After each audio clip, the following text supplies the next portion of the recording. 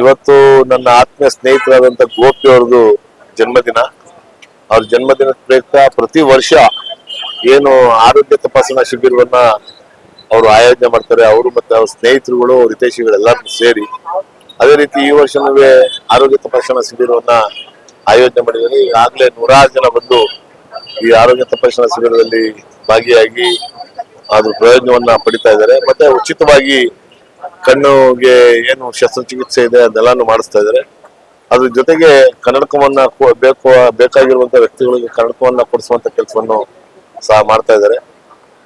ಪ್ರತಿ ವರ್ಷದಂತೆ ಈ ವರ್ಷನೂ ತುಂಬಾ ಅಚ್ಚುಕಟ್ಟಾಗಿ ಅವ್ರ ಸ್ನೇಹಿತರುಗಳು ಅವ್ರ ಹಿತೈಷಿಗಳೆಲ್ಲ ಸೇರಿ ಮಾಡವ್ರೆ ಅವ್ರ ಹುಟ್ಟುಹಬ್ಬದ ಪ್ರಯುಕ್ತ.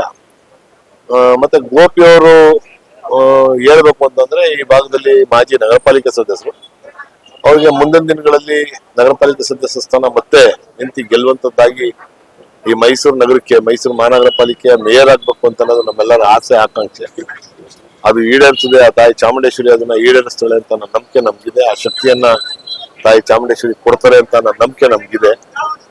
ಮತ್ತ ಅವರು ಸಾಮಾನ್ಯವಾಗಿ ಜನಗಳ ಮಧ್ಯೆ ಜನಾನುರಾಗಿಯಾಗಿ ಜನಗಳ ಕೆಲಸಕ್ಕೆ ಮೊದಲನೇ ಪ್ರಶಸ್ತಿ ಕೊಡುವಂತದ್ದನ್ನ ನಾವು ನೋಡ್ತಾ ಇದ್ದೀವಿ. ದಿನ ನನ್ನ ಜೊತೆಲಿ ಅವರು ಸಂಪರ್ಕದಲ್ಲಿ ಇದ್ದೇ ಇರ್ತಾರೆ.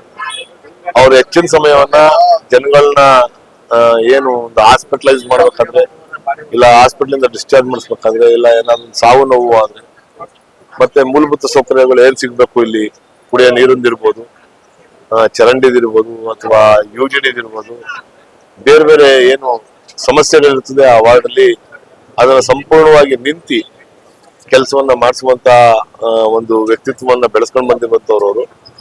ಅವ್ರಿಗೆ ಮುಂದಿನ ದಿನಗಳಲ್ಲಿ ಹೆಚ್ಚಿನ ಶಕ್ತಿಯನ್ನ ತಾಯಿ ಚಾಮುಂಡೇಶ್ವರಿ ಜನಸೇವೆ ಮಾಡೋದಕ್ಕೆ ಕೊಡಬೇಕು ಅಂತ ಅಂದ್ಬಿಟ್ಟು ನಾವು ತಾಯಿ ಚಾಮುಂಡೇಶ್ವರಿನ ಕೋರ್ಕೊಂತೀವಿ. ಆ ತಾಯಿ ಚಾಮುಂಡೇಶ್ವರಿ ಆಶೀರ್ವಾದ ಅವರಿಗೆ ಸದಾ ಇರುತ್ತದೆ, ಮತ್ತೆ ಈ ಜನಗಳ ಆಶೀರ್ವಾದ ಸದಾ ಇರುತ್ತದೆ ಅಂತ ಅಂದ್ಬಿಟ್ಟು